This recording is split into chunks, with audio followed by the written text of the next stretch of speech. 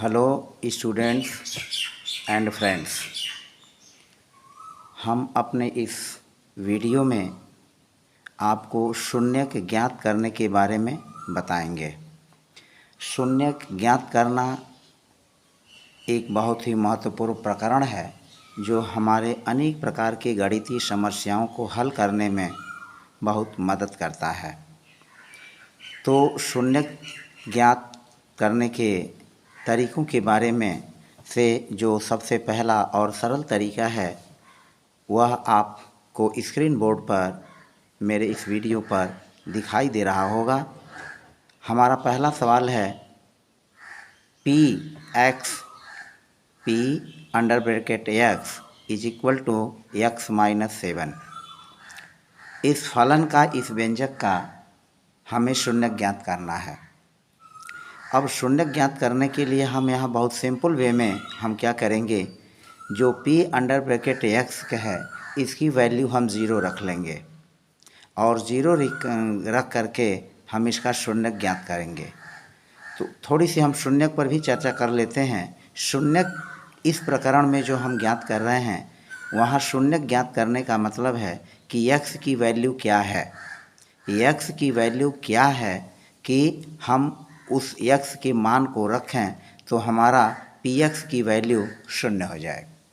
तो simple way में आप देखें कि हम px बराबर अगर 0 रखते हैं तो 0 रखने पर हमारी x की वैल्यू 7 आती है। अर्थात px की जगह हम 0 रखें तो 0 is equal to x minus 7।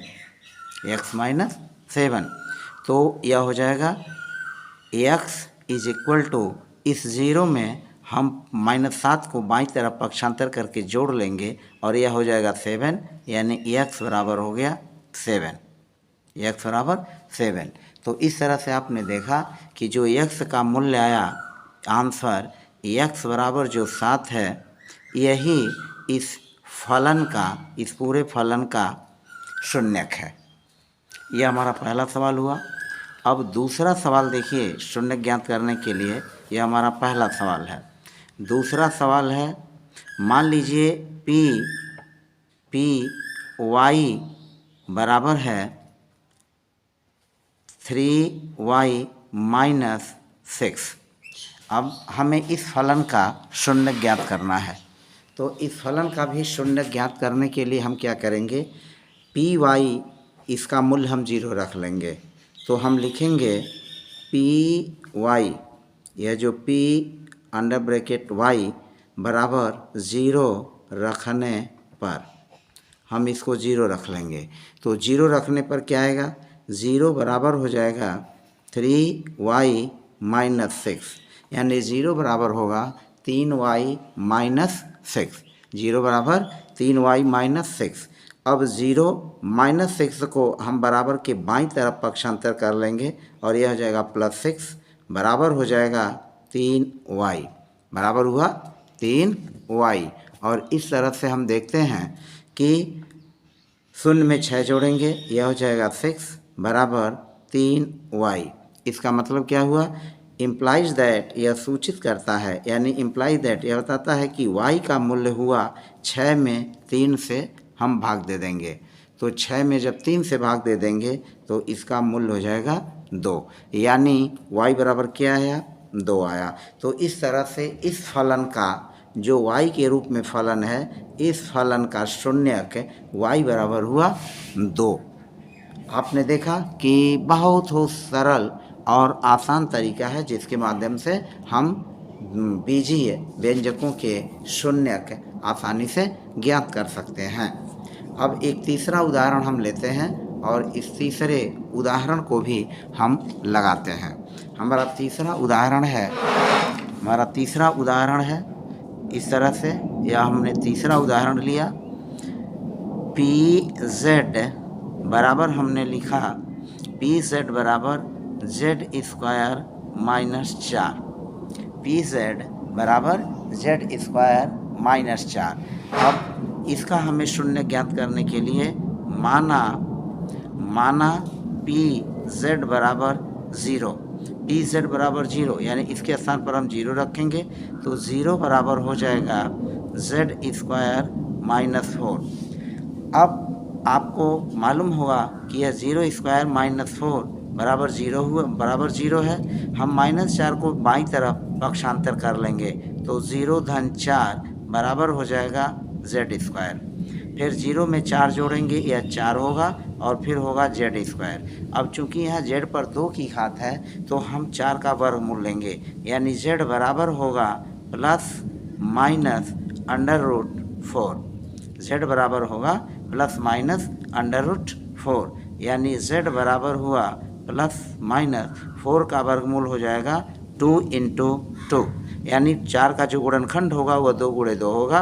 और फिर z बराबर हमारा आ जाएगा प्लस माइनस 2, यानी z की 2 वैल्यू हुई। z बराबर हुआ प्लस 2 और फिर हो गया माइनस 2। तो इस तरह से यह इसके ज़ीरोज़ हुए, यहाँ zeros z is equal to 2, यानी z बराबर -2 और z बराबर -2, इसकी यह शून्यक हो गए। इस समीकरण के यह शून्यक हुए। तो आपने देखा कि इस तरह के भी प्रश्नों को हमने कितने आसानी से हल किया। अब हम एक अगला उदाहरण लेते हैं जो हमें शून्यक के रूप में उसको ज्ञात करना है। अब आप देखें शून्यक ज्ञात करने का एक जो यह है, अगला सवाल हम लेते हैं। मान लीजिए कि हमारा है px बराबर 3x स्क्वायर ऋण 3x स्क्वायर ऋण 39, 3x स्क्वायर ऋण 39। अब हमें इस व्यंजक का शून्य ज्ञात करना है तो हम मान लेंगे कि माना px, सॉरी ये नहीं है, माना px बराबर, हम इसको काट ही देते हैं, माना px बराबर 0, px बराबर 0, तो यहाँ हम 0 रखेंगे। 0 बराबर हो जाएगा 3x स्क्वायर माइनस 39, यानी 3x स्क्वायर रखेंगे 39 को 0 की तरफ पक्षांतर कर लेंगे, यह हो जाएगा धन 39 बराबर 3x स्क्वायर। अब 39 में शून्य जोड़ेंगे, 39 बराबर हो जाएगा 3x स्क्वायर। अब इस 3 से 39 में हम भाग देंगे, जैसा कि आप जानते हैं और आपको मालूम भी होगा कि हम 39 में 3 से भाग दे देंगे तो यह हो जाएगा 39/3, 39/3 बराबर हो जाएगा x स्क्वायर। 39 में आप 3 से भाग देंगे तो यह भागफल आएगा 13, भागफल होगा 13, यानी x स्क्वायर बराबर हो जाएगा 13।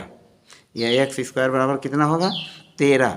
और इस तरह से इसको फिर चूँकि x पर 2 की घात है तो हम 13 का क्या निकालेंगे, यहाँ वर्गमूल निकाल लेंगे तो x बराबर होगा प्लस माइनस, जैसा कि आप जानते हैं वर्गमूल जब भी निकालते हैं वो प्लस माइनस में ही आता है, यानी उसका एक मूल्य प्लस में होता है और दूसरा मूल्य ऋण में होता है। तो प्लस माइनस करड़ी में 13, तो इस प्रकार से इसका ज़ीरोज हुआ, शून्यक हुआ। x बराबर करड़ी में 13 अंडर रूट 13 और माइनस दूसरा हुआ अंडर रूट 13, यानी x का शून्यक हुआ करड़ी में 13 और दूसरा शून्यक हुआ ऋण करड़ी में 13। तो इस तरह से यह हमने इस प्रश्न को हल किया। तो आप देखिए इस तरह के प्रश्नों को हल करते जाएंगे और आपका गणितीय ज्ञान पुष्ट और मजबूत हो जाता जाएगा। अब हम अगले सवाल को लेकर के चलते हैं और उसको हल करते हैं पुनः। अब मान लीजिए हमारा इस तरह का है एक सवाल और इसको हम हल करते हैं। मान लीजिए आपका ये सवाल है PZ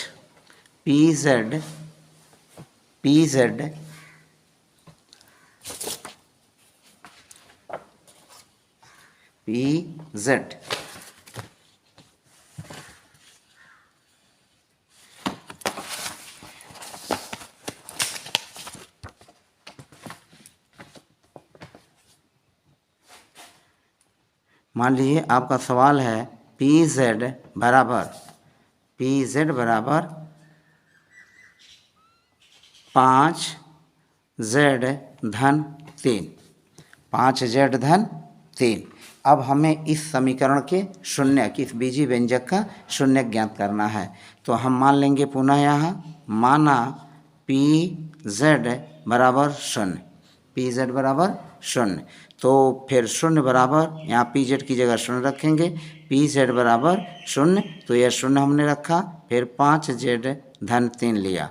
तो इस प्रकार से शून्य 3 को पक्षांतर किया, -3 बराबर हो जाएगा 5 जेड।